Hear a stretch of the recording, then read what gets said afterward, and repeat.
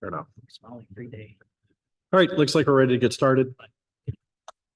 I'll call to order the regular board meeting of Education, August 28th, 2024. I have 7:01 p.m. Could we stand for the Pledge of Allegiance?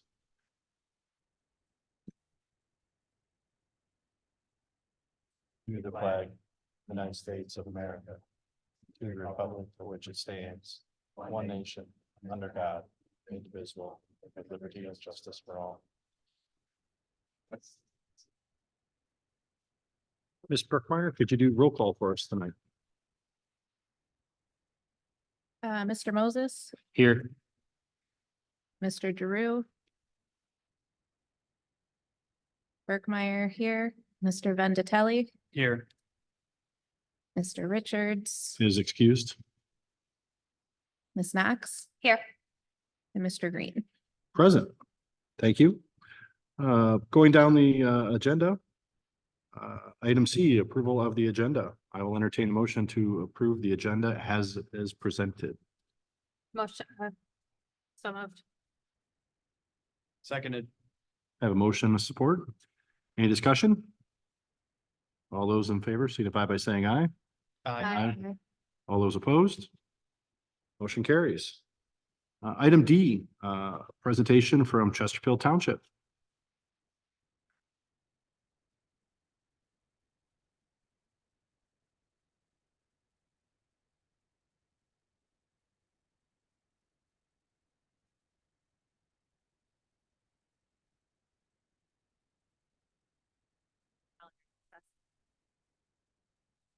Good evening. Thank you for having us. My name is Karen Garby. I'm the Assistant Township Supervisor for Chesterfield Township. And then I have Jeremy Schroet with us. He is with Spalding D. Decker. Jeremy is going to go over a few things and then I'll answer any questions that you guys may have for us. All right, thank you. The township has been working on closing their gaps for the last few years, and one of the gaps that it was identified was the Jefferson Pathway. That's a pathway extending from Sutton Road all the way up through the schools. And what we're here to discuss today is an easement. We need an easement in order to complete that portion of the sidewalk gap in order to fulfill our funding.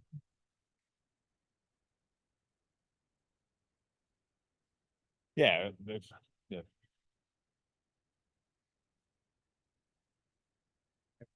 All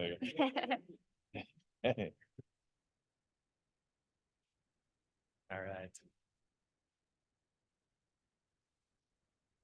Okay, yeah. So like I was saying, we are looking for an easement through the school property. There's two different parcels there, and it's a an easement in order to provide our 10-foot multi-use pathway all the way up to that existing bridge.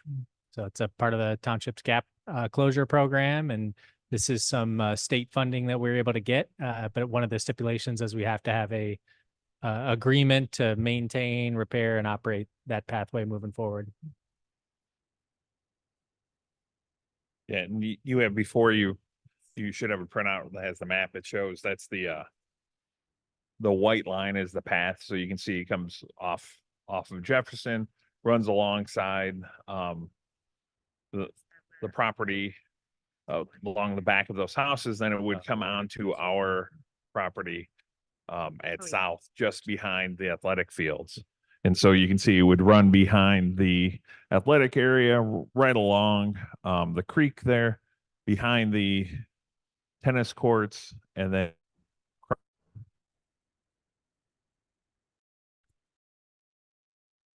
property. So we looked at this at the building committee meeting. Would now be a time to update on that, or do you want to wait till? Okay, so a couple of the concerns we had, for the most part, and I don't want to speak for Dennis, but it seemed like we're both for it. There were some concerns because we thought it would bring extra traffic, so you always have security concerns, right? There's a few things as far as cost. It's going to run through the shot put pit. But it being a middle school, they're no longer going to be using discus because middle school doesn't have discus. And that could be the new shot put pit without really costing us anything. It's also going to create a safe walkway for walkers and probably relieve some of the busing issues. The main thing was hopefully being able to continue utilizing the softball fields on the other side, which I think we, Yeah, so part of it is we'd work out agreement. We've already discussed it that we Yeah. would still have access to use the softball fields across that bridge. Even though the Chesterfield now owns Sugar Bush, and then in exchange, basically, we would now they would have this easement along that piece of property, which again, we've been also working on the Safe Routes to School grant, and so this would kind of be part of that. So all of those houses there would then it would be a more direct route where they're not going to be cutting across the field or anything like that. and it would keep people off of Sugar Bush, which is a relatively dangerous road. That there was a girl that was hit there back when I went to school. But anyway, the main thing that we liked about it was it's going to bring more traffic to our school, and the more kids that see our school, the more people that see our school, more people intended to, because these may be people just using the path that may want to come in district once they see what we have. There was talks of football, middle school football being played at the high school since everything else is played at the high school. So that was also another thing, if we were worried about, maybe intermingling, because that particular field isn't as secure as some of the other fields and stuff like that. But if we move all that stuff to the high school, like they were talking about, because it would cost a ton of money to bring that up to where we'd actually be able to use it as a stadium. And that was just some of the things we talked about at the building committee. But for the most part, it was pretty positive, I thought. And I was definitely for it. And I'm pretty sure Mr. Rich, I don't like talking for him when he's not here, but I'm pretty sure he was for it too.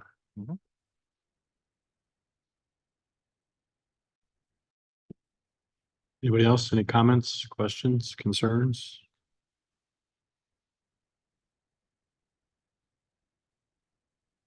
When are you guys looking to move forward with this project?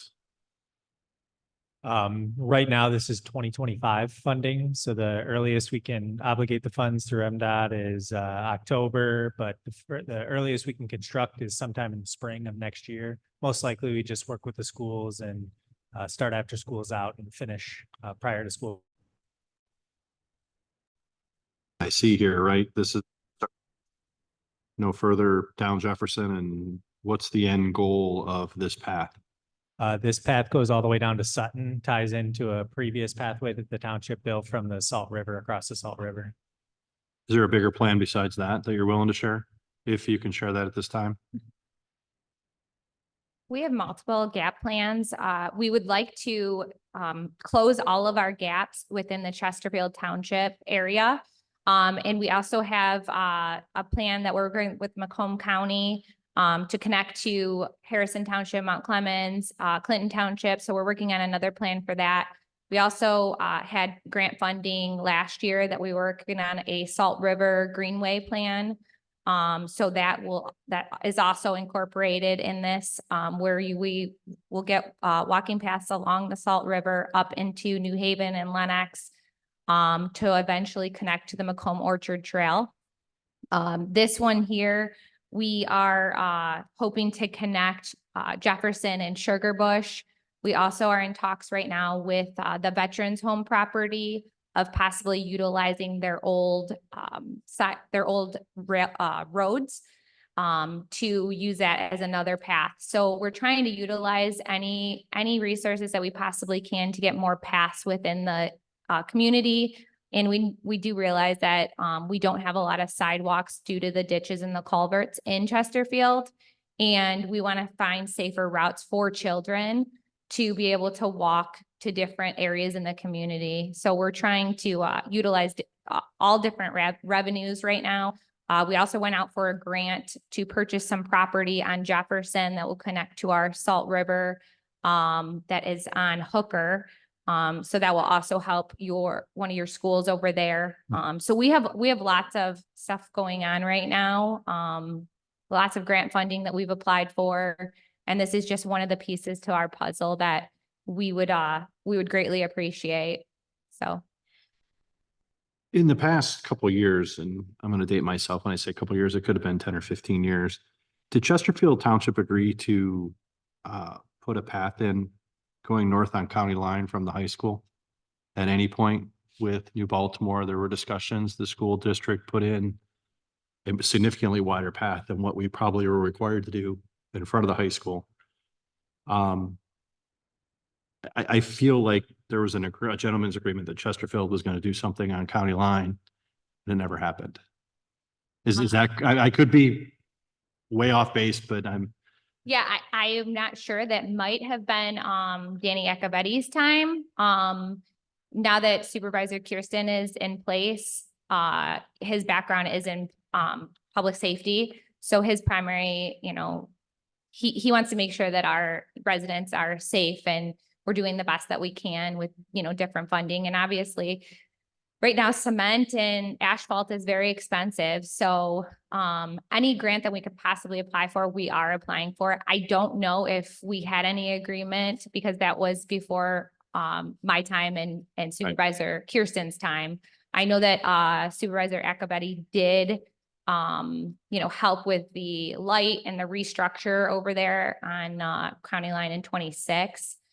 And I know that, we are utilizing resources and talking about, we're bringing sewer to 26. So there are all different scenarios. When we did our gap study, that area wasn't, as traveled as some of our other areas within the township.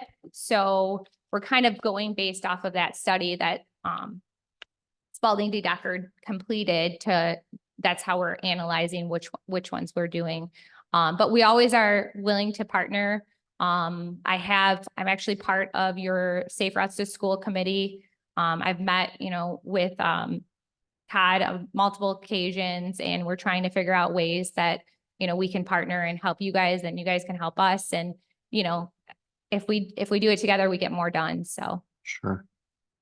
Okay, we'll just kind of relay the message that, again, if I'm misquoting something that happened a couple of years ago, supervisors come and supervisors go.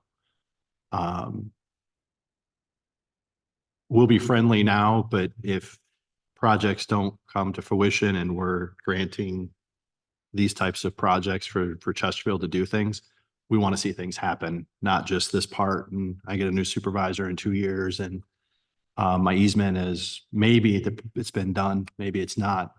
But if it goes nowhere, it doesn't really do me that much good. So it's just a thought that I recollect New Baltimore, the school district, and Chesterfield talking about a path, I believe, all the way up County Line to 26, with the intention of getting to Macomb Orchard Trail that way. Okay. And there's obviously other townships and cities and all the way up County Line, Richmond. There was a whole bunch of people involved that stepped away. Unfortunately, I can't control those other municipalities, but I have some control over what Chesterfield does, because we're in district with you guys. We want to be partners. I'm not saying I'm going to vote against it, but I'll get pretty impatient if projects don't move forward. And I know Supervisor Kirsten, so I know if he says he's going to do it, he's going to try to get it done. 100%. There hasn't been one thing that we've said we were going to do that we haven't done. I think this one too, like I mentioned, already has funding. That funding's been awarded. So good. Yeah, the state funding helps things out a lot. That's true, but this funding is locked on. We've already been through GIs, and we're getting ready to submit final plans. So it's Okay. well in the process. Plus the county also stepped up and helped with some of that match. So there's more partners than just us, but Right. Anybody else, any questions? Is anybody inclined to make a motion? on It's the later. agenda. It's later on the agenda? Yeah. Fair enough. Right now or not. Anytime's fine, Mike. So I think we're good if no one else has any questions. Thank you. Thank you, guys. Item E is the superintendent's update.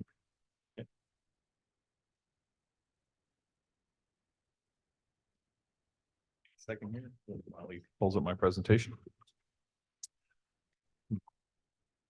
I apologize in advance. This will be a little bit lengthy because we're going over what we did on our summer vacation.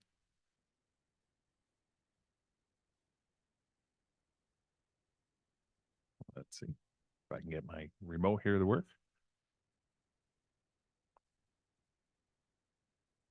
Yes. Trevor, if you could just advance the slide.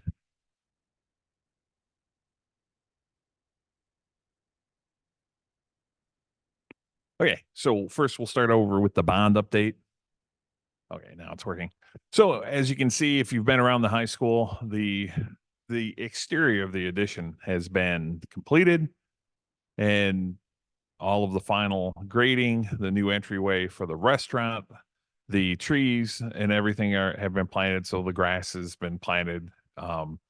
So if you now they will turn their attention to all the interior. So they've been working through for the restaurant area. All of the equipment is now being installed.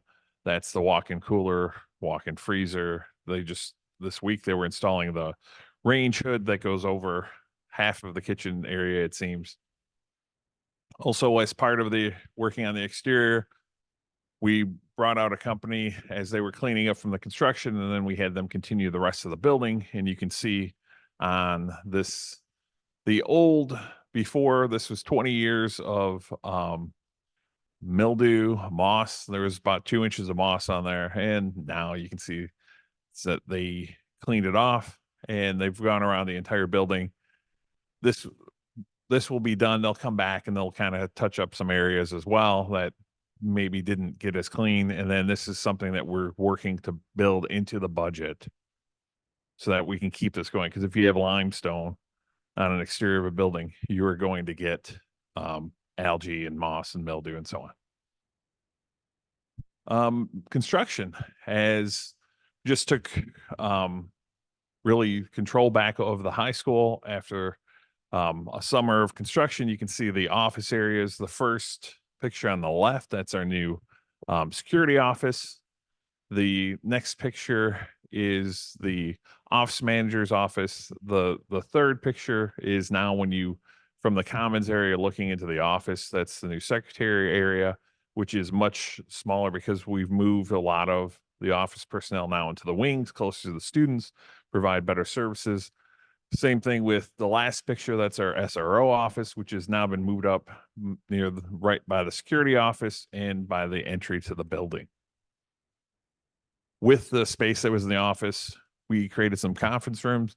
They used to have a really odd shaped conference room that was in the middle of the office, and it was kind of obstructed and they really couldn't fit a table in there, and people, it was kind of didn't work for them. And now with that space, we just added a couple walls, and now there's a conference room that they can use. That now they can also see the entryway as they're in there. We will put some window kind of the decals on there that so you can't see in, you'll be able to see out. Pathway wings, offices are set. You can see the large picture on the right. That is the Health and Human Services wing. So there's the collaboration area. Those doorways on the left, that's the offices. So there's a counselor, a secretary, and an assistant principal. So we moved them out from the main office now and moved them to the wings. And you can see the hallways on the lower left picture. That's the students. That's the freshmen from freshman orientation on Monday. And they were already taking advantage of the collaboration spaces and all that they were stopping there, meeting with the students. And the number one response asking the students, the seniors, were like, why did you guys wait until I was a senior to do all of this?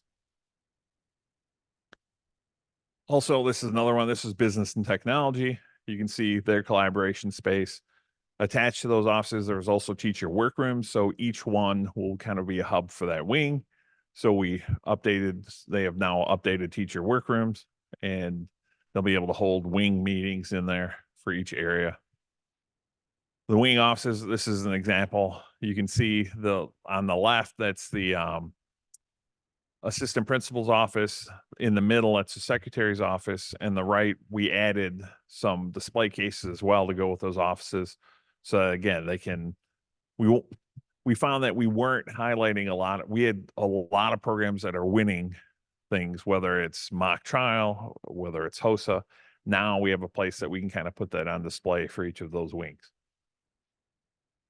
Band storage was another part of it. If you recall, on game days, the band would have to go through the entire high school to get out to the field.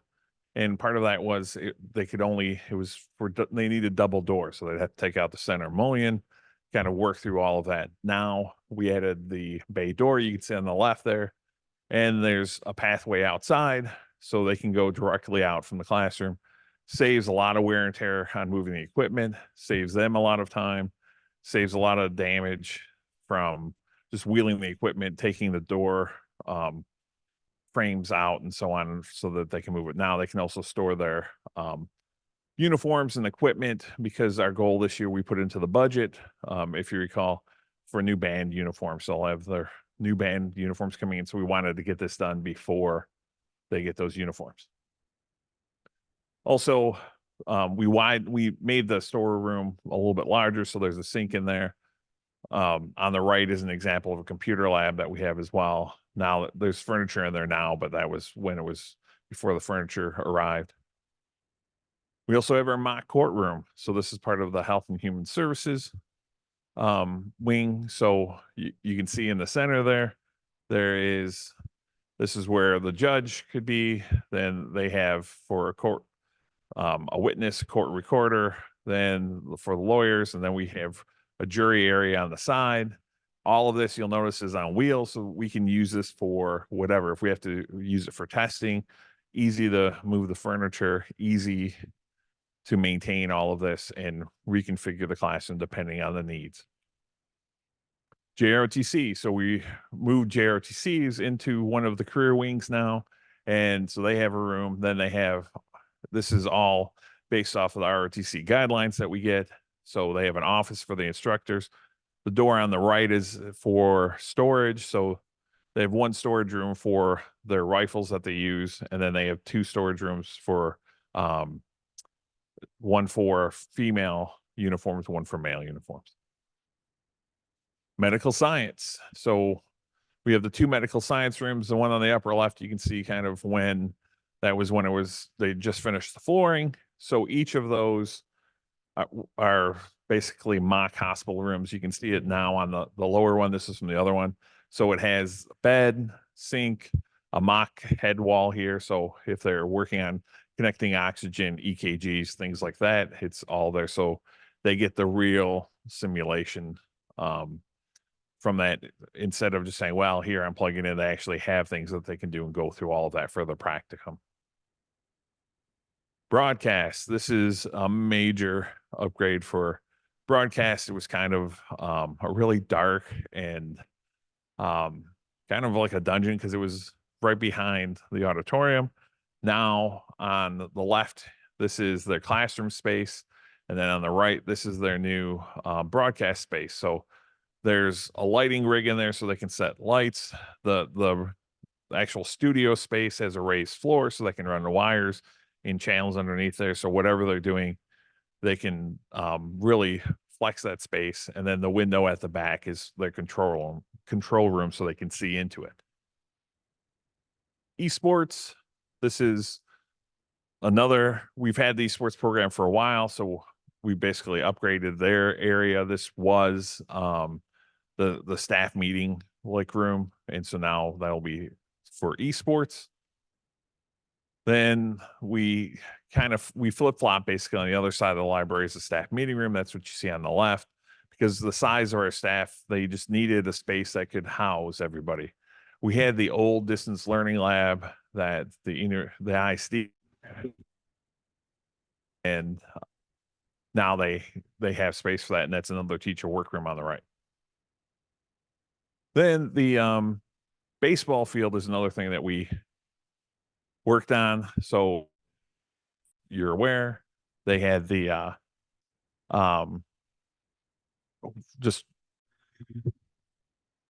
we added quite a bit of drain tile in there.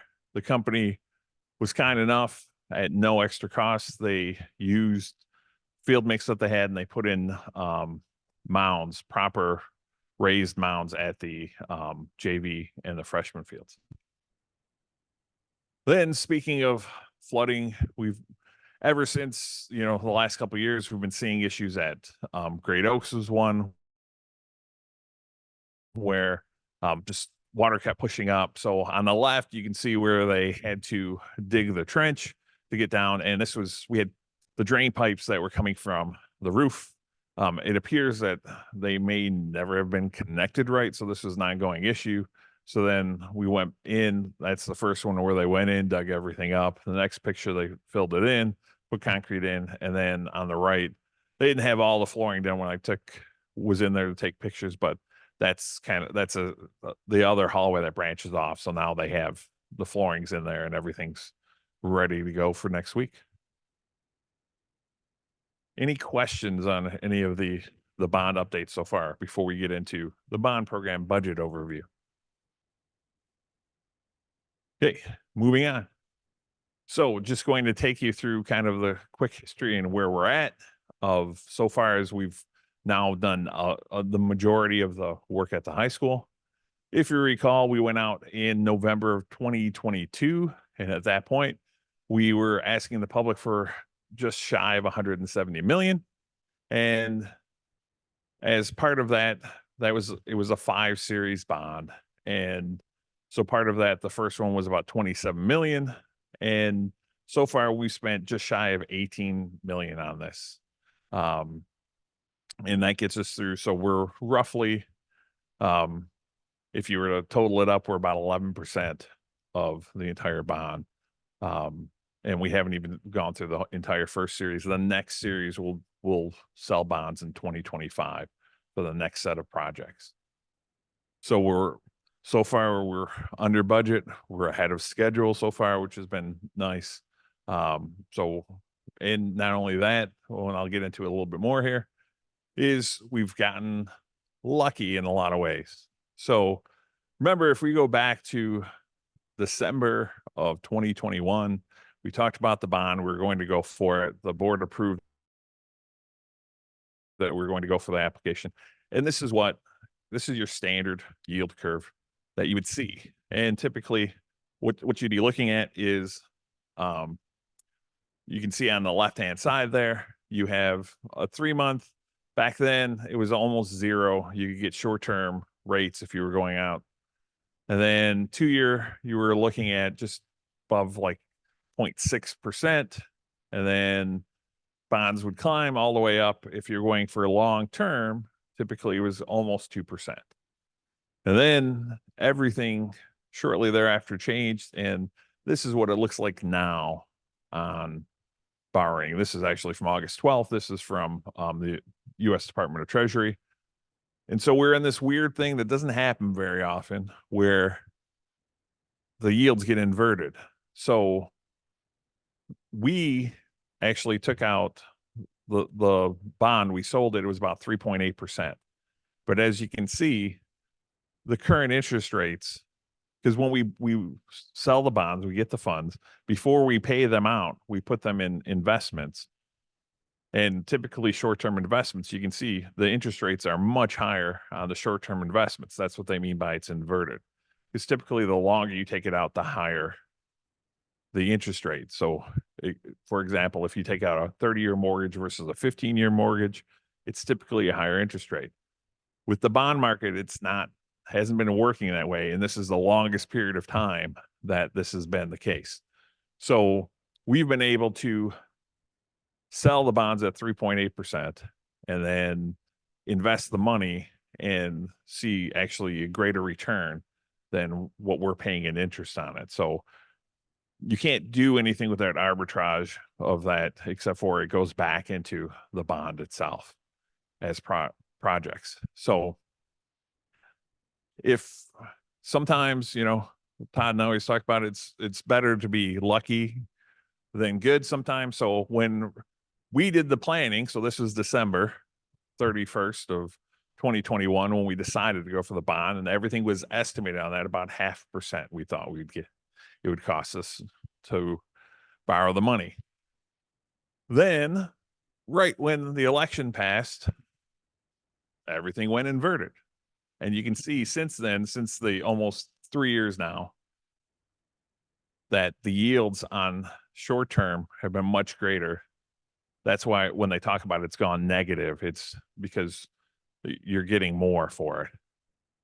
So to kind of take you back, our first bond series, when we sold that, 27.6 million is what we had that went into it. And then we estimated at the time, because remember it was 0.5%, and I know you probably can't see this. I'll see if I can zoom in here.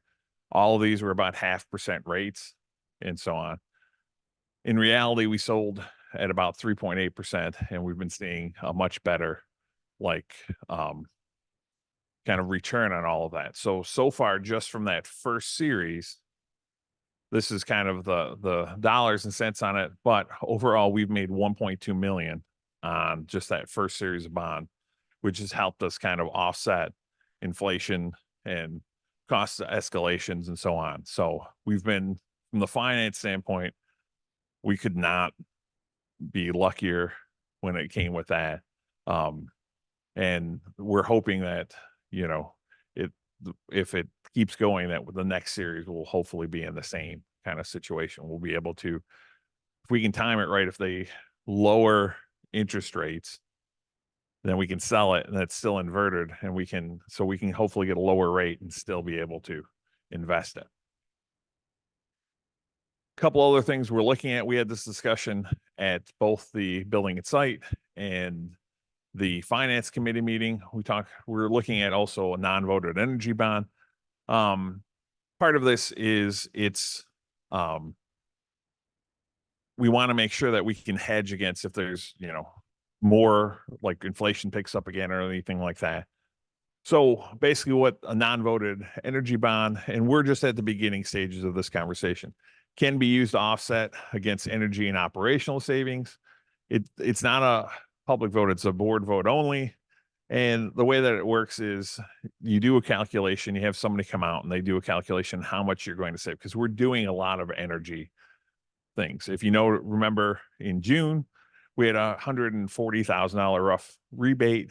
So what we're noticing is we're not seeing as much of the rebates as we probably should for the installation. And part of that is because, you go out for bid, and then our guess is some of the contractors are potentially saying, well, hey, we're taking part of that rebate. And because they're the ones that get it for putting it in. But if we were to go this route, we could recoup more of that. And so that's kind of the logic behind all this. And I just wanted to put it on your radar. And so the guarantee falls on the contractor. They come out, they estimate, and they say, hey, you're going to save so much money. And that savings, it only makes sense if that savings offsets what your costs are. And I'll give you an example of that in a minute here. So debt service is payable from sinking fund. We don't have a sinking fund, or it's sinking fund eligible if you do one in the future. Otherwise, it's paid out of your operating fund. So you're offsetting your operating funds of what you're paying for energy and heating and cooling and all of that, and electricity. And instead you're paying off the energy bond. It's exempt from, there's just some requirements on it, so you don't have to necessarily follow those, because the state is basically, they're encouraging people to get more into energy conservation. Some of the things you can do, if you're adding square footage to existing facilities, if you were improving the building envelope, HVAC upgrades, lighting retrofits, because we're looking at this, we'll talk about phase 3. We're looking at doing all of the lighting to LED at the high school, which we'll talk about in a moment. Motor, pump, fan replacements, domestic water use reductions, information technology, or anything that you're doing that's going to help you. So if you're tracking your energy usage, like what we do with controls, like if you notice now in here, it used to be if we wanted to shut off that fan that makes so much noise, usually somebody had to go up on the roof. Now I could just say to Corey before the meeting, hey, at 10 after 7, turn that off. And so, it's right at 10 after 7, it shut off. And basically we have to report out, what did we save? Is it working? And these have been around quite a while. And so there's a long history of success with this. And this is an example of just, if you were to do one, like in this example, you can see basically the total annual savings more than offset the overall cost. So they saw about 1.7 million in savings. Costs were 1.6 million. Once you pay it off, though, all of those annual savings are yours to use. So over the long haul, it's a good way to get some of those investments in place and take care of that. And again, it's just a good hedge against escalating costs as we go forward. Any questions on the finance part of the bond? I do have a number of questions. Can we go back to the slide that shows the yield curve? Sorry. Oh, that's okay. So it's a little bit outside my wheelhouse, but a couple of slides afterwards, it kind of indicated that instead of paying interest on the bond, we're actually collecting money due to the yield curve having a lesser interest rate than we thought it would initially have. Yeah, yeah, we're still paying interest on the part because we're paying the 3.8% roughly. Yeah. But we're taking that, putting it into investments that are generating far more than that 3.8% cost. Okay, so we're basically getting money from a bond, and then whatever money we're using, we're putting into work for the school. And then for the other portion that we're not using, that's being invested. Yes. And based on how the yield curve works, we're actually getting money back because of the way the interest rates Yes. are. Okay, so that 3.5% plus whatever it is now is just extra that we'd have versus otherwise it would have just been like a loss mitigation. Now we're actually making money from it. Yeah. Yes. Okay. Okay. Yeah, and you can see that. Let me see. Because it breaks it down here. So we have two accounts that we put everything in. So what we get in bond goes into the MyLaugh account that's one of the banks that we use. So that is what we kind of pay everything out of. Then everything else goes into the Meter Investments US Bank. So that's where all our investments. So you can see the net over 3 years is you get a little bit of interest. So we got about 92,000 in interest just by being in the MyLaugh account, but we got 831,000 in interest just being in the investment account because you have some things that are just interest. Then you have the actual investments themselves that went up, and we made about $340,000 on those. And I know you probably told us this before, but what kind of investments are they in? They're typically this is more of a Todd. Yeah.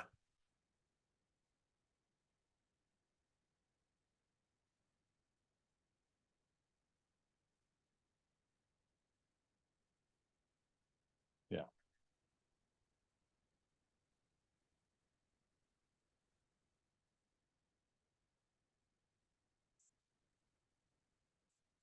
Yeah, they're probably. Put together a schedule about where you're going to draw the rest of the money that's been invested out. Mhm. So each month, 45 days, get a chunk due out of the treasuries. Cash.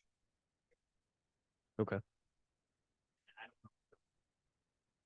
One piece you got to be careful about. Yeah. Earnings. Yes. Yeah. Okay, you want to go into that? But Yeah. basically, because arbitrage is basically we're borrowing all this money at non-tax rates, so we get a very low rate that we're paying. 3.8 is really the average of the entire issuance. We'll pay back. Mhm. So we're getting IRS can't think of that's that high interest account and make all this interest off not our tax-free investment. So we can't do that. So essentially what they say is we'll be able to recoup enough to cover our interest expense. But still, I mean, if we can pay for all of our Yeah. interest expense, that really frees up the money to anticipate interest. So we really can't, I want to caution. Yeah. We can't really make money on that, cover our expenditures for interest, but that's money that frees up. Okay. Yep. Thanks. Okay. Any other questions on this part?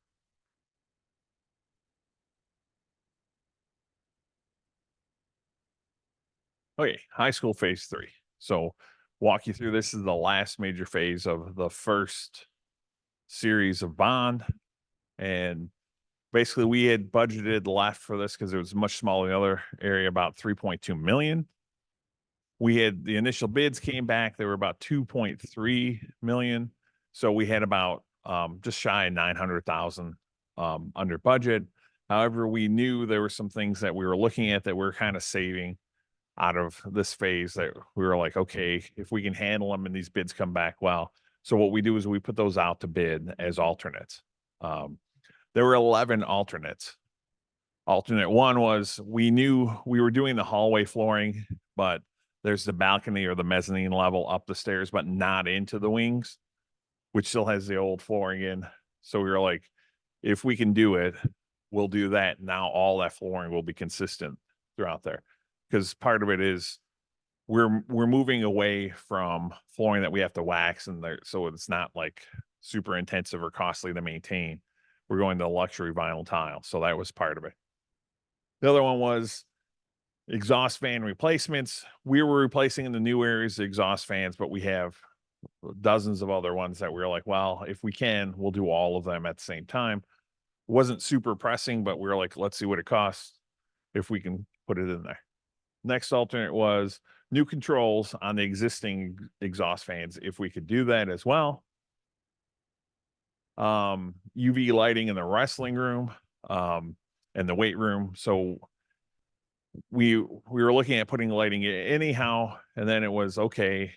Those areas, you know, if you have anybody who's ever wrestled, they get skin diseases, things like that. Those areas tend to become smelly over time. If you can use, so they have these UV lights that you can put in, and what they do is about 2 a.m, they kick on for 2 hours, and it kills a lot of those germs. And again, we don't have to have people in there like hand cleaning everything. It would do it. So that was one of the other alternates. Replacing all of the lighting, because we knew we were replacing lights in all the newly constructed or refurbished areas. There's a huge savings to be had if we do LED for everything. Electrical power for the new aux gym pump system. Remember last year we had the flooding. The aux gym floor has been replaced 4 times in 20 years. So we're like, what can we do so we don't have to do that? And while it is an insurance claim and so on, one, it's going to drive up our claims. 2, it's a huge hassle to have to replace it every 5 years, basically. Underground conduits to the press box. We know, we've heard that you cannot get Wi-Fi out in any place. And so this would actually run conduit to the press boxes and the ticket booths. And basically we could put, now that we have security cameras going in, we could add cameras there as well. We could do the electronic ticketing, which everybody went to after COVID.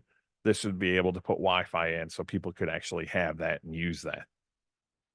Courtyard, this has been something we've talked about forever. It was part of, I don't know if you recall in strategic planning, we had parents who are like, wish kids could go out into the courtyard in order to eat lunch or whatever. So we were looking at, what if we just did like a lower level turf, put it out there, again, low maintenance, we don't have to cut it, do anything like that. So we put that in there as a you know, option. And then we were like, how do we handle, there are different ways that we can handle the water that goes to the aux gym. So one, we were like, what if we tear up all the concrete and we put in underground storage and detention tanks? Another one was, what if we redo all the sewer and have that done so that the water can drain more effectively from there? And then the pump system was the other option. So we looked at all 3. We got quotes on all of those and basically put everything out for bids. And out of that, you can see we had, the notice went out for bids to about 2,800 companies. We had 306 that viewed, 65 bids across all of those areas. And we received 41 bids. So about 5 per area roughly. And then these were the alternates. So we had about $900,000. We were looking at the options. And so these were the costs for each of those. Basically, we we thought we're really looking at what can we get operational savings out of long term. So one, it's going to last, it's going to be less intensive and costly for us to maintain. So the balcony corridor flooring, that was one. So that's about 82,000. Classroom LED lighting, it's 370,000. It's a large chunk, but this is what kind of really upped the conversation on the energy savings, because we're like, we should be able to see quite a bit of rebates on that. We'll see a lot of energy savings from it. What if we were to kind of do that through an energy bond, and then that would help us do some of the other alternates if we wanted to do that. Athletic field conduits, that was about 48,000. The turf, I'll go through the ones that we just said no to later, or that we're not recommending. The underground storage and detention, so that was 206,000. Underground storm drainage, and then the aux pump system. So basically we came up with that we would still have about 230,000 that would be left. The exhaust fans we can handle as they kind of come along. UV lighting, we're like, for 100,000, we thought that was a little bit much just for basically 2 classrooms. The courtyard turf actually came back at 350,000. And then we found we'd have to change those doors, because you have to have egress from those. So the doors open into the courtyard. You have to have one that opens into the school from there for students out there. Then it started to become, well, it's a security issue. If somebody gets on the building and they go down there, they would always be able to access those doors. Yes. Yeah, there's 2 of them. Yes. Yes. Well, but part of it too is you can't get equipment in there. So a lot of things would have to be done by hand, because you can't have, a front end loader or anything Bobcat in there. So those are basically our recommendations, which you'll see, and we'll walk through the rest of the bids right now. So basically these were in different areas. So general trades, basically we had 5 bids, and then we're recommending the lowest bidder, and basically that's LMS Construction. So that's pretty straightforward. They were the lowest. Aluminum entrances. So this is doors and so on that would go into different areas as we reconfigure them. You can see the courtyard doors. So you see the option, like the different columns at the far end. Everybody bid with that as an option to change those doors. And so once you remove their 110,000 that they had just to change those doors, it leaves us with about 60,000. And so they were the low bidder. The next one, flooring, same company that we've been using, but again, they were the lowest bidder. So they would do the base bid for the flooring for everything that's going to be in phase 3. And we're recommending the alternate of the balcony flooring. And so that's about 261,000. So total, again, lowest bidder. Painting services, again, pretty straightforward. They were the lowest bidder by quite a bit. Fire suppression, recommendation. This is another one where because they had an option that if we do it, they have an option where they said, hey, if we do it this way, we can save you $26,000. So when you take that option, and then we were fine with what they recommended. Again, they'd be lowest bidder at 104,000. Then mechanical controls and all that. We have Contrast Mechanical. Again, they were by quite a bit, the lowest bidder by 265,000. Electrical, we had quite a few bids on this. Again, quite a sizable difference between bids, especially we're recommending the LED lights, and then they'll also run the conduit to the football field areas, and then any of the site work electrical. So again, they're 850,000, but in total, they would be the lowest bidder. Site work, Santoro Services, again, so this is working through the different things. Part of that being you can see those are the bids. The base one bid was for the turf. So the lowest bid was 350,000 about. It was 400,000 from the other 2 bidders. Once you kind of cut all that out, lowest bidder by far, 241,000. So total for all of this, our subtotal amount would be 2.9 million. We'd still be under budget. Our standard contingency, which would be there, so it'd be 3.2 million total with all of that. So we'd still be under budget overall for phase 3. We'd be able to put some of those things in and handle some of those other issues and see long-term savings from the lighting. Questions on any of these? I have a question. Why would you want to do some of these alternate projects now as opposed to just moving forward to the next piece of the bond with our savings and kind of like doing alternates more or less all at the end? Yeah. Just because my only thought is just with how far out our bond goes, if, Mhm. you know, pricing and inflation, things change. I mean, right now it's been in our favor, but Mhm. who's to say in 5 years it's not? Part of it is because they're already on site,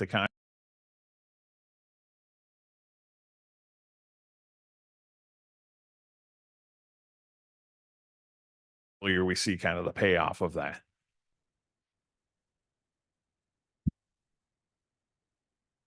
Just for the record, I did try to get a team room out of this. And it didn't work. So Yeah.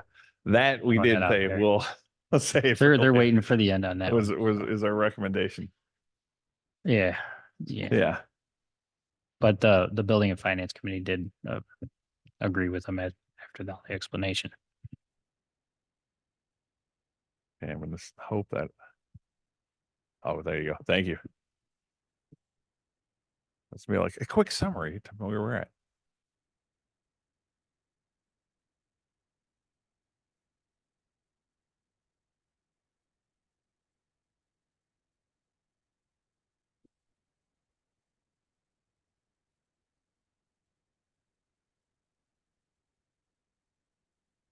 Yes. Well, like I said before the meeting, I said I don't have power at home, so I'm totally fine with this meeting running as long.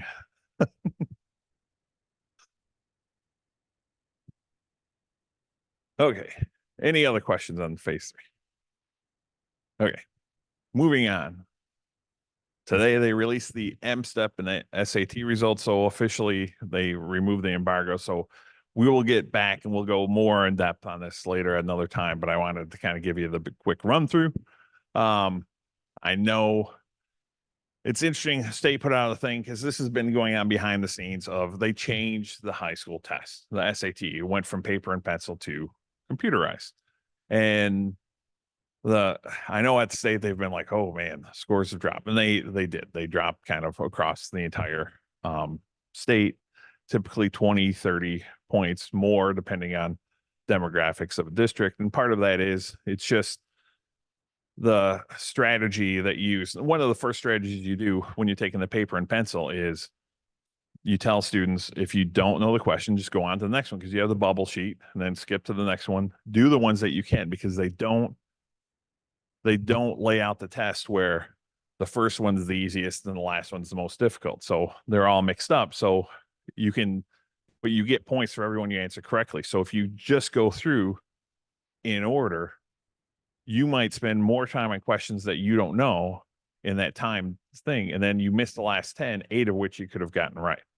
So that was kind of the big thing. We knew we were hearing they're not going to release it because typically we would have had them by now. And then all of a sudden today they said, hey, we're going to drop them out there.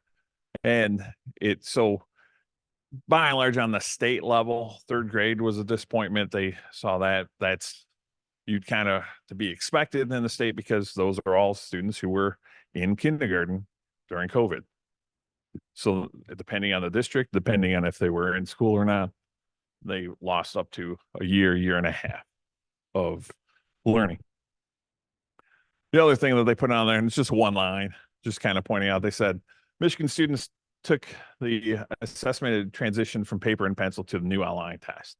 And that was the only thing because there's this SAT says it's the same test. Well, the questions might be, it's just you can't use the same testing strategies on that. So I'm sure they'll hash that out. So for us, and I know this is a lot, but this is from when they release these to now, this is kind of what we were able to put together. So what you see is red is for Anchor Bay, yellow is for the ISD, and then statewide is in blue. And in general, we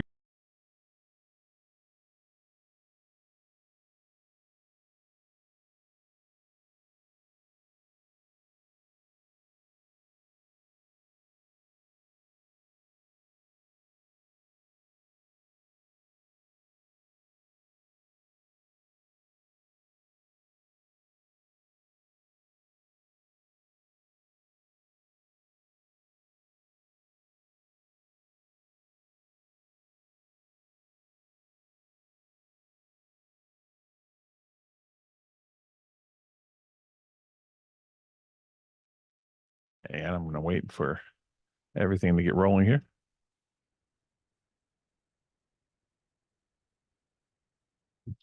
Okay, so you can see we improved in third grade ELA. We did go down in fourth grade. We improved in fifth grade. We improved in sixth grade. We improved in seventh grade. We improved in eighth grade. And then we went down in 11th grade.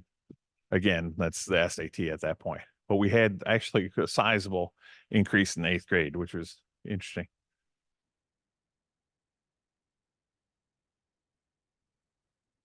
Tim, can you advance the slide?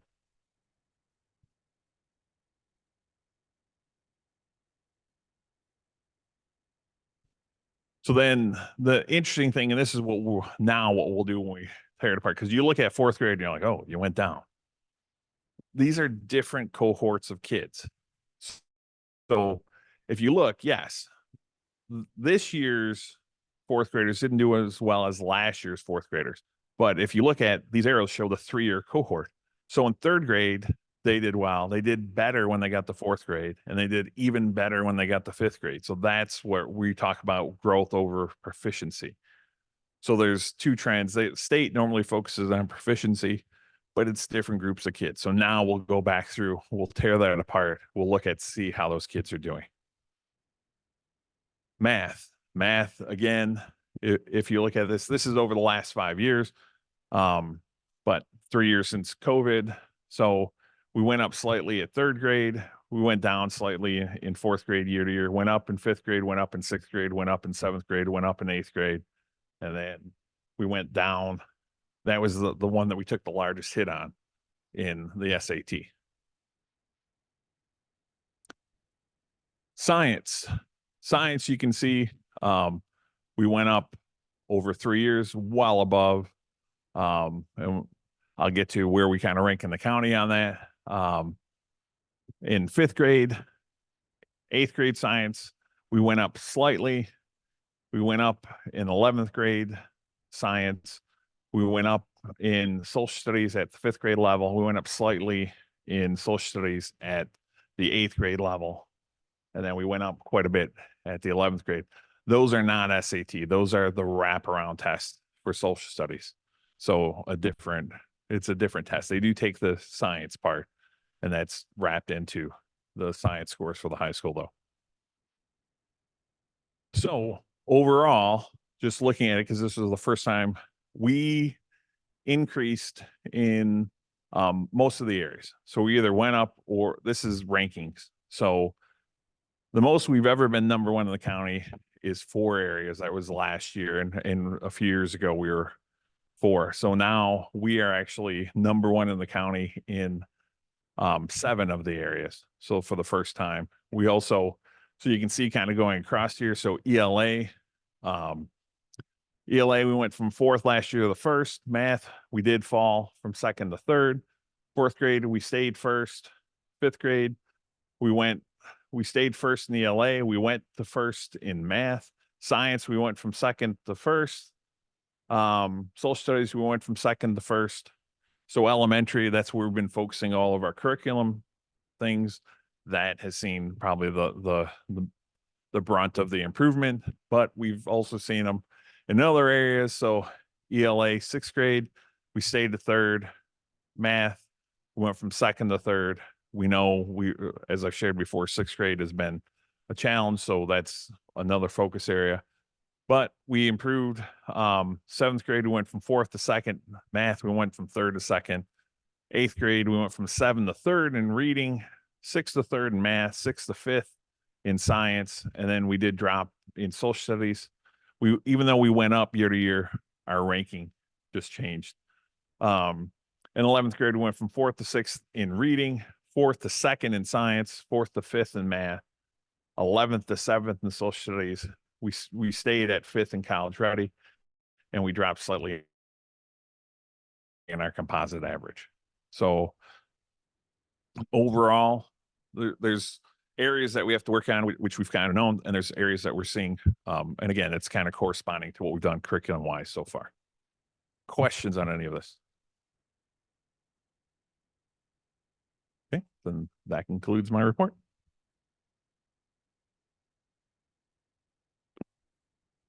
Well, that was a lot. Appreciate the update. Anybody, any questions on any of that before we move on?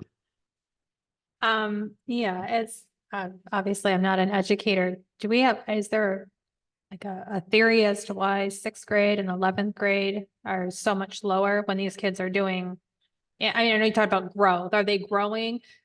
Because our other grades are more proficient, so.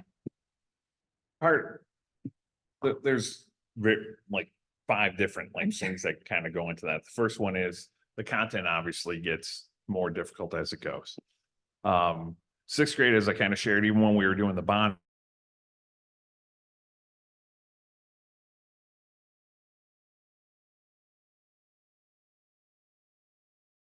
meetings and all, and that's a challenge a lot. Middle school is a challenge. Part of it is just rigor. They're not seeing, as the content kind of jumps, they're not seeing new content.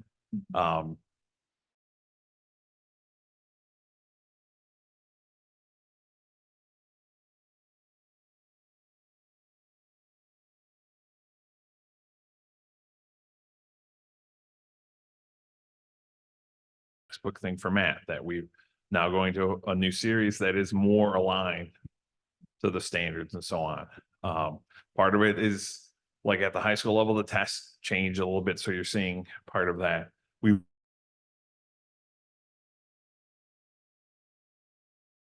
Because again, it's kind of like with the bond. Why did we do the high school? Because more people could see the impact of that. So we started the curriculum areas really at the elementary, so more people, and it would build off of that. So then middle school now, they're about 6 months behind. And then the high school is about 6 months behind the middle school. So part of that is new administrator, new principal, and just kind of working through that. So I think you'll see over the next like year to 18 months, they'll all kind of get on the same track. Thank you. Are we ready to open on Tuesday? In terms of construction at the high school? Yes. We have a few things that are kind of, they're still putting in drops. The new security cameras that are going in, those will come online kind of in waves over the next 3 weeks. But those should be wrapped up by the end of the month. But from an operational standpoint, we are good to go. Is there anything that concerns you about Tuesday? From that perspective? No, I think we're pretty well kind of covered on that. And again, we're getting furniture. We get another delivery of furniture tomorrow. And so that has to be put in place. So there'll still be people kind of, they might be in the classroom, but they might not be where teachers want them necessarily. But that'll come over the next few weeks. So I'm gonna put you on the spot here. Because you probably won't remember everyone necessarily, but I mean, we know you, we know Todd, we know Corey. Like, who are some of the other staff that have been working? I mean, because this has been a crazy summer for you all. So I'm just wondering if we can no, kind of thank you for recognize some of those people that we don't get to meet. all No, the Corey has been tremendous in just kind of handling all of the things. And not only that, she's juggling all the preschool licensing and all of that, which we'll talk about later. The custodians obviously trying to clean things, move things, work around all of the contractors that were there, the office staff, the paraprofessionals, the teachers, especially at the the high school because they've been moved and sometimes moved again. Some of the, like the early childhood, we moved them out of Sugar Bush, and then now because of licensing, they're going to pack up and move back. So all of those just the size of everything that's been going on and all of those things and coordinating that and like Tim with technology and all of that, it's a lot of moving parts and staying on top of it and getting to this point. It's been neat to see everybody kind of come together. It's been hectic and crazy, but it's been good as things come through and you're working up to, okay, we're going to get this like inspection or whatever's coming in, and then they kind of come together and everybody kind of makes it work, which has been great. Thank you. And thank you, everyone. Is there a plan to do, I don't know what I would call a grand reopening of the high school so that, you know, our taxpayers that don't have students currently enrolled can come in and wander around on a random Wednesday night if they desire to? We were talking about doing something during when we have events and people are there. So basketball games, volleyball Okay. games, things like that. But the main thing that we'll do is once the restaurant and all those other areas are open, because then that class, they'll do something. We'll bring people through there and then we can do something as part of that. So probably something in this first semester, if I could pin you down for that. Well, yeah, we'll do something pretty much during, we'll try and do something like less formal during like the actual athletic events and so on. And then the main thing will be next year. Next Okay. fall. After phase 3. Yes. Any other questions or comments? All right, hearing none, we'll move on to item F, hearing of the public. Those who wish to address the board on agenda items must complete a brief request stating their name, address, and the subject of their comments. Remarks about specific employees should be directed to them personally and not included in the public forum. Administration will follow up with concerns within 48 hours of the board meeting. I only have one person who wishes to speak, Miss Allen.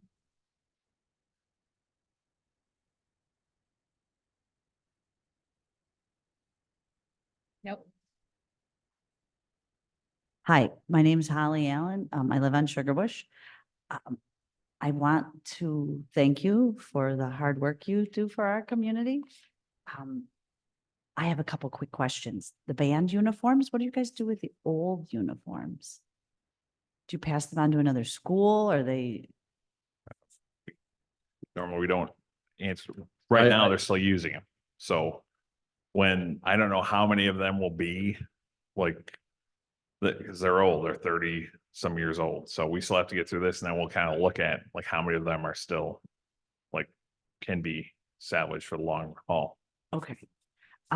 My kids all went through Sugar Bush Elementary and then Middle School South, and now I have 2 in the high school. I was talking with another mother whose children are at Naldrit. I was on the PTO and we did a lot of fundraising and we got a lot of the Epson machines that are in each classroom. So I think when the school sold the building to Chesterfield, I don't know, maybe they did, but I was told they left all the Epsons there and that Naldrit can't get them. I don't know if that's true or not. But I have a suggestion, if they can be moved, if the community center will allow Naldrit to utilize that equipment that we raised money for. I've just been told by our technology coordinator that we've removed all of those. Okay. Oh, good stewards of our money. They had just put in a new kitchen at Sugar Bush. And then that's no longer an elementary for cooking needs. So when you do your planning, please try to look to the future with the investments. That was it. Let's go Tars. Tomorrow's our home football game. Thank you. Thank you. Thank you. Item G, communications. There's only one communication. It's the letter from our auditor, the engagement letter that They sent to us in June, but this is our first meeting since the audit. And basically they will be here we're hoping next month, if not October, with the final results of the audit to share that. Great, thank you. We always look forward to those, although Todd and his team do an excellent job with keeping all of our finances in order, and we usually get rave reviews on the audit, so. All right, consent agenda. Items on the consent agenda are of a recurring nature and are voted on as a single item.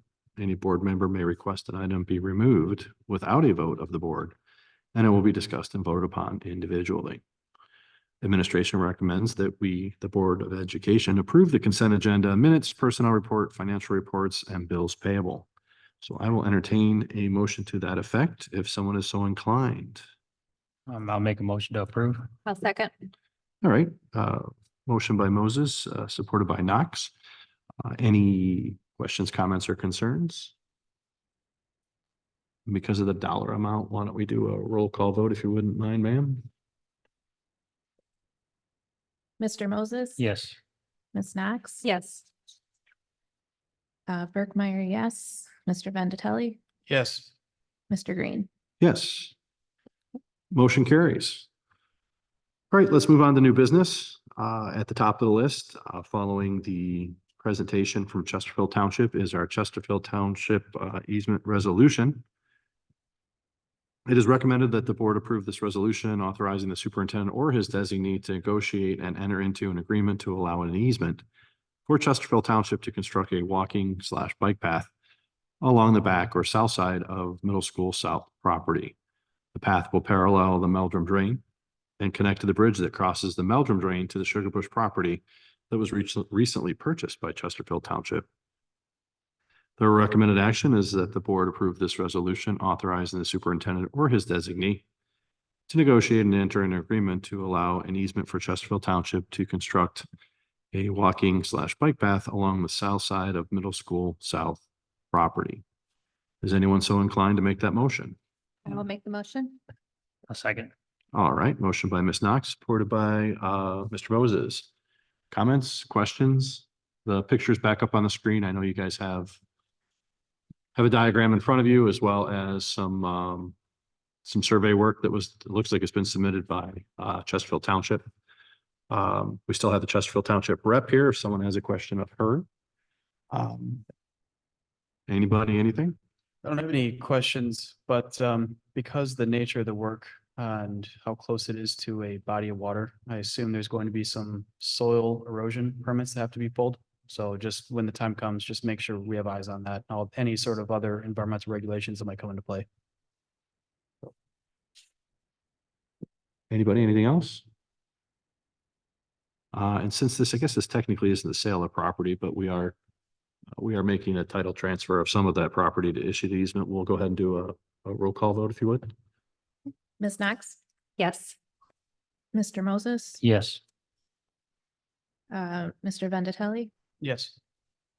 Berkmeyer, yes. Mr. Green? Yes. Motion carries. We look forward to our continued partnership. Thanks for coming in tonight.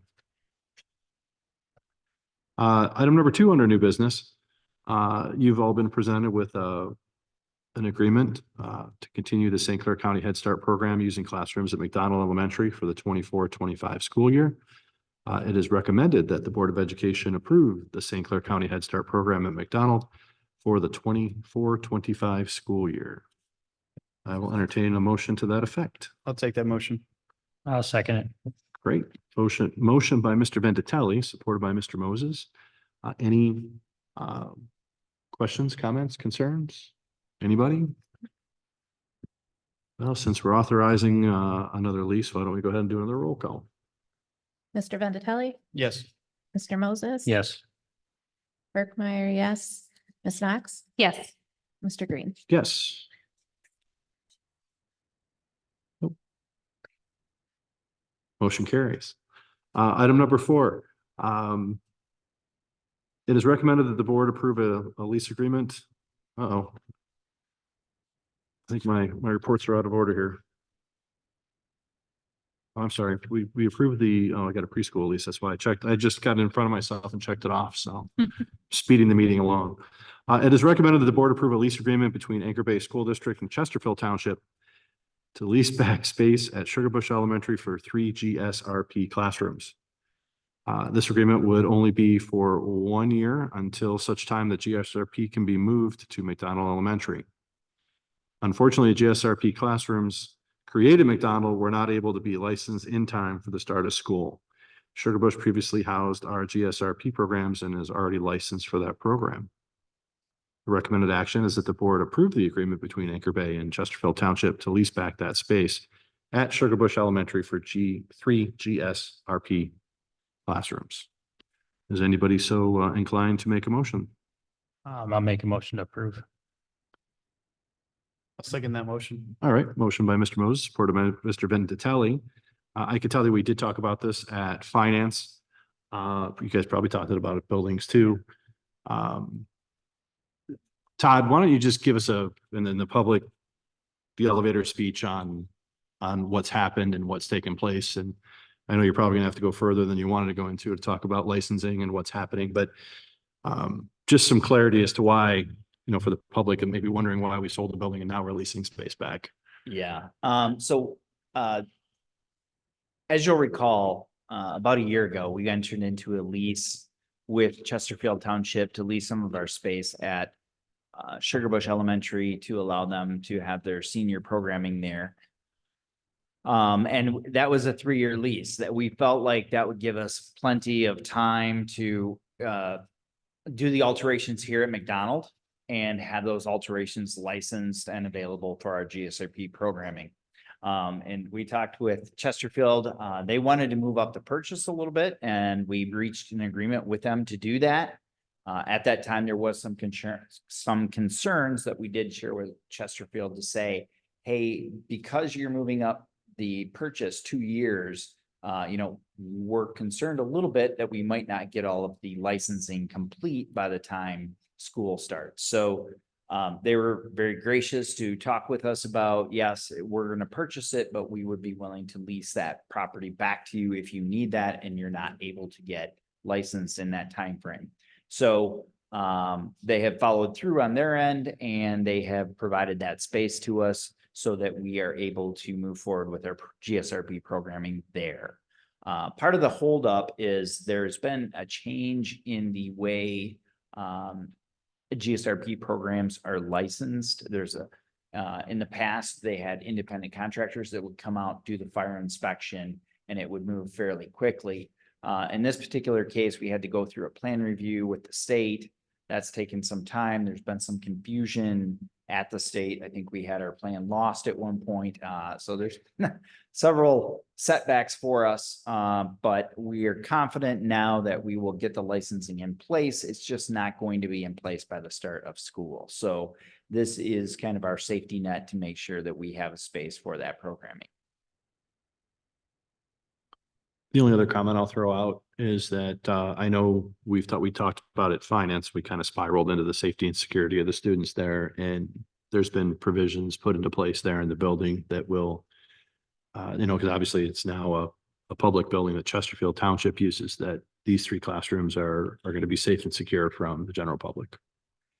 Yeah, to that point, we'll be using the easternmost wing of the building. And we have worked with Chesterfield on this to make sure that the entryway from the rest of the building into that easternly most wing will be separated by a wall. We'll put a wall in place.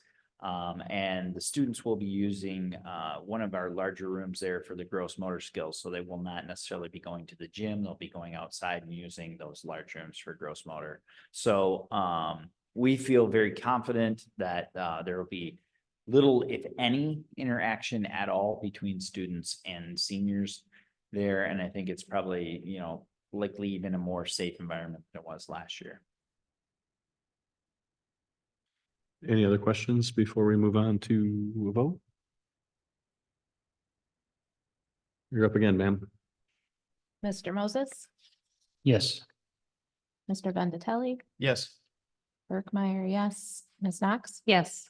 Mr. Green. Yes. Okay, following is a second reading We've already had the first reading, so the second reading will adopt these policies. I'm going to read through them real quick just for the formality.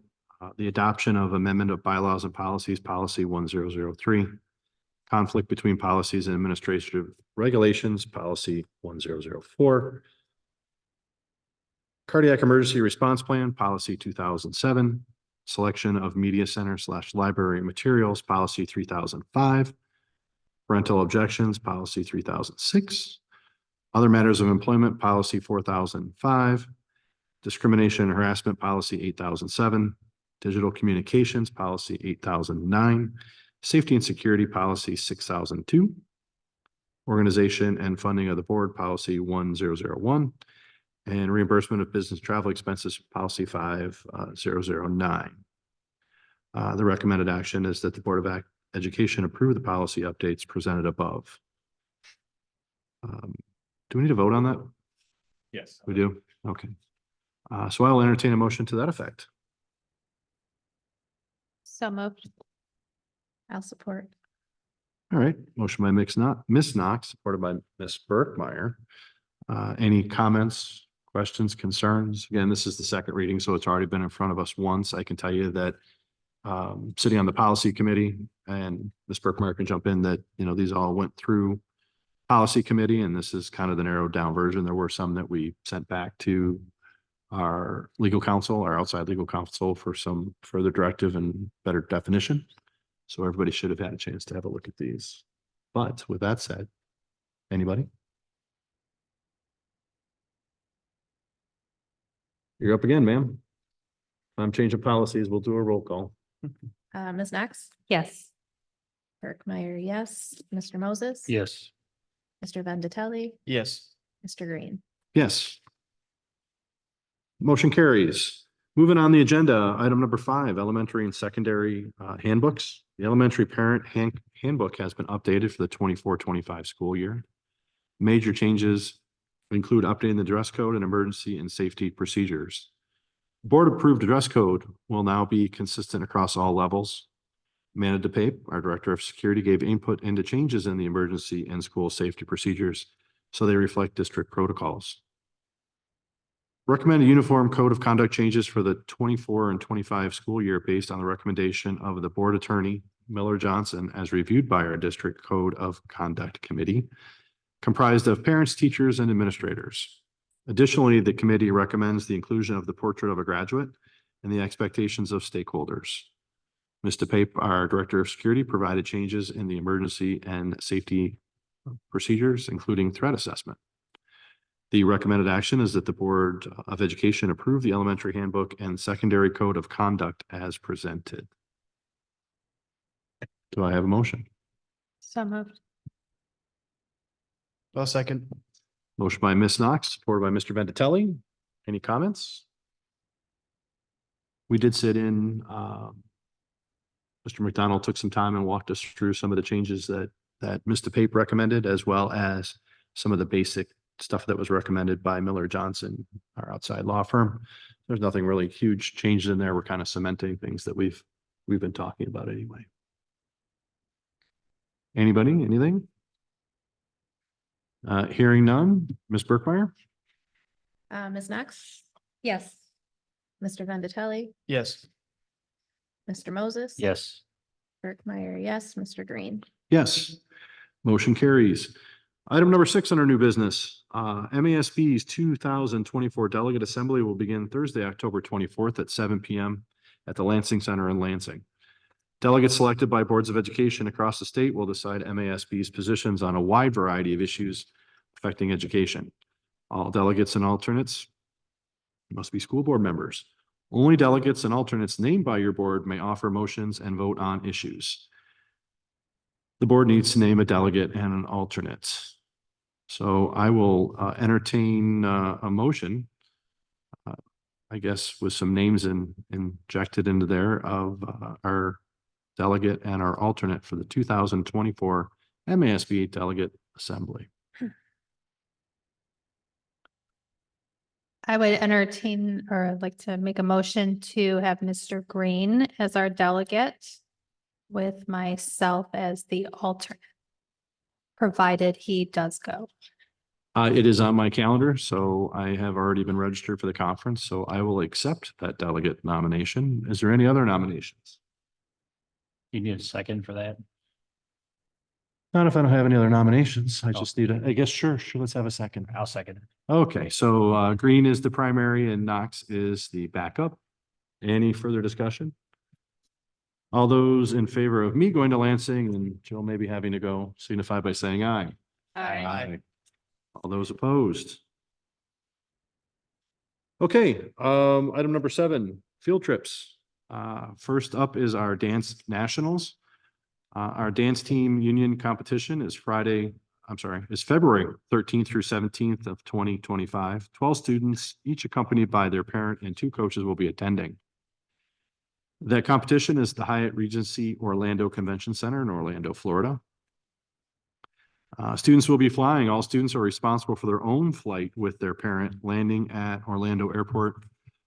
Transportation is provided to Anchor Bay with a bus from Dance Team Union from MCO, which is the airport in Orlando, to the Hyatt on February 13th and back from the Hyatt to the Orlando Airport on February 17th. The recommended action is that the Board of Education approve the dance team to travel to Orlando, Florida for the Dance Team Union competition as presented. I'll make a motion to approve. I'll support.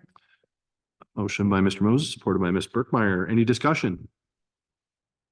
Yeah, so the students and the parents pay for their own flight. We have 2 coaches, or do we pay for their flight as coaches Yeah, or through fundraising, yes. through fundraising? Okay, and then, yeah, I guess that was my only question. Is there any way that this competition will be held in Michigan next time? We don't have the decision for a national conference yet. Okay. Yeah, my friend's daughters always went to nationals in Florida, so I think it's kind of, I appreciate Especially in that. February. I appreciate that. yeah, Gotcha. especially in Thanks. February. We're not having it here. Yeah, they might need some extra folks to go down there and supervise that in Orlando. So Yeah, we could. just fundraise and pay for your own ticket. You're welcome to go. We don't need a delegate for that, but thank you anyways. All right, all those in favor signify by saying aye. Aye. All those opposed? Off to Orlando they go. Motion carries. The other field trip that is on the agenda is Middle School North will travel to Cedar Point, June 6, 2025, and Middle School South will travel to Cedar Point on May 22nd, 2025. This is a reward trip for 8th grade students. The recommended action is that the Board of Education approve the Cedar Point field trip for Middle School North on June 6th and Middle School South on May 22nd of 2025. Is anybody so inclined to support that recommendation? I'll support. I'll second. All right, motion by Mr. Moses, supported by Mr. Vendatelli. Is there any comments? I don't see whether they're looking for a delegate for these trips either. I Okay. Sadly. All those in favor signify by saying aye. Aye. All those opposed? Motion carries. All right, last on the list is award recommendations. Phase 3, of which we saw a presentation tonight. You okay? Sorry, I touch screen and I made everything go away in accident. Okay, Right. sure, okay. I'm fine. Okay. On July 16, 2024, formal bids were received for the high school renovations Phase 3 project. Barton Mallow has reviewed the proposals with the project architect and is prepared to recommend the following actions concerning the award of contracts. Those were all provided to you and is displayed on the screen by Superintendent Jankowski tonight. It is recommended the Board of Education approve the total award amount for this bid package of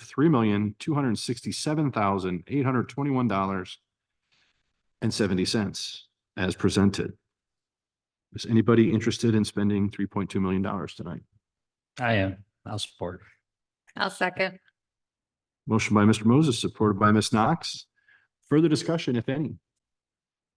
Comments, questions, concerns, follow-up from the presentation earlier? Hearing none, Ms. Burkmeyer, Mr. Moses, Yes. Ms. Knox? Yes. Berkmeyer, yes. Mr. Vendatelli? Yes. Mr. Green? Yes. All right, that conducts new business. Let's move on to our other category. We'll start with board comments and points of pride.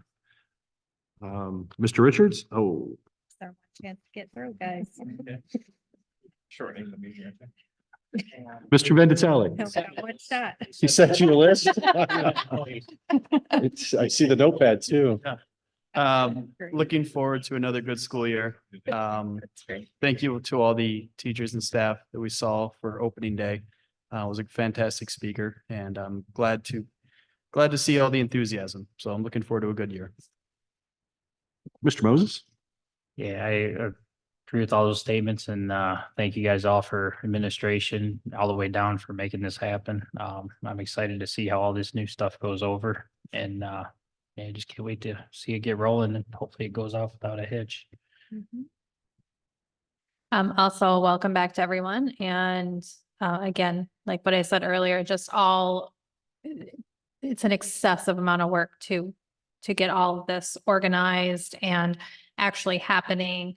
I think you guys are probably moving mountains daily to get these things done. So I'm very impressed and I really think the community should be too, doing a very good job with how we're spending the money and how it's transforming literally, I mean, just right away. So it's a great thing to see. That's it. Ms. Brookmeyer? Mostly just want to say thank you to all of our staff that put on the pop-up classes and participated or taught or worked through summer school to help our kids kind of get ahead or to learn a new skill. My kids participated in some of the pop-up classes and really enjoyed them. I think that's a great addition that we have going on the last couple of years. And also just helps the kids meet new people and find new interests, especially as they go into middle and high school even. But other than that, I just hope everybody has a happy and healthy school year. Well, I will definitely echo several of your sentiments. Just a phenomenal job by everybody involved with the project at the high school. It's pretty awesome to walk through. And to Ms. Knox's point, thank you to the taxpayers for entrusting us to, with $170 million over the next few years to get things done. The new school, as far as I'm concerned, it's just beautiful. It's been overhauled. I also enjoyed, being with teachers, spending some time with all of our staff, not only the teachers that came in, and it was a good speaker. Excellent. It sounds like you saw him previously at or whatever that might have been, but certainly was worth coming into that, that morning. And lastly, as the budget is rolling out in between our governor and our lawmakers, they have gutted school safety and security and mental health for our students. So if anyone's got connections to the people that you vote for, the people that you support, I'd get on the phone. It's going to be a problem. We've all recognized that not only was learning loss hard on our kids during COVID, but that the social skills and their ability to interact with each other and the expectations of behavior in a classroom were somewhat diminished just because of the amount of time they were at home and the freedom that goes with mom and dad being the teacher versus being in an organized structure. So again, take a look at that budget. And again, anyone who may be watching, if you have some connections to your state reps, your local reps, to the governor's office, start making phone calls. What they did to school safety, security, and mental health is, if it's not rectified, it's going to have years of detriment of things that we've been working on at that level that's been funded by the state. And with that funding disappearing, those things are going to disappear because districts just simply don't have that money for the safety, security, and the mental well-being of their students. So that's it for me. Superintendent, legislative update, now that I, beat up on the governor and the state reps. Kind of just to piggyback on what you were saying is they only have 2 more days of session, I believe, before the election, because they're all out campaigning. Those are in September. there is a small chance that they could. The rumor is that they're going to do supplemental budget at some point in time, so that could reinstate some of the mental health and security money. And they might do like a small, like $20 to $25 per pupil allotment as well. The other big thing is part of the budget that they have to take care of is, as I detailed at the last June board meeting, they never finalized the like transfer from the pension that's going to cover a lot of those costs. That never got transmitted from the House to the Senate, so they couldn't approve it. So that is still not there yet. So they need to basically at some point in time, they have to pick that up or they're going to have a huge hole in the budget. So it may happen. I would say it's less than 10% likely, but you'll probably see it lame duck after the election. Board committee updates. I know I've already thrown out a couple of things and Mr. Moses talked about his committees. Anybody else have anything you want to share with the board as a whole about your committee meetings or anything else you have going on? All right, hearing none, I will entertain a motion to adjourn the meeting. I'll make a motion. Second. Motion by Mr. Moses, supported by Mr. Vandatelli. Any discussion? Hearing none, all those in favor signify by saying aye. Aye. All those opposed? Motion carries. Meeting adjourned at 8:38 PM.